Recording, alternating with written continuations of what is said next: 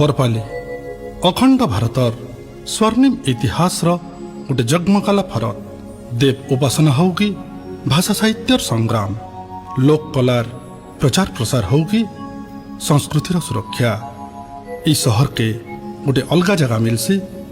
भारत मानचित्र रे जेन माटीर प्रसिद्ध बांधकलार लगी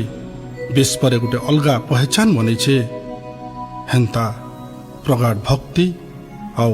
देव उपासना लगी भी इतिहास रचिछे सारा विश्व रे आमे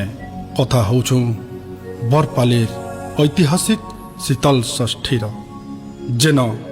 प्रकृति और पुरुष मिलन लगे सजे हेसी पूरा शहर मर्त्यमंडल रे मनुष्य भेली बिहा हेसन भक्ति और शक्ति देवदेव महादेवंकर संगे माँ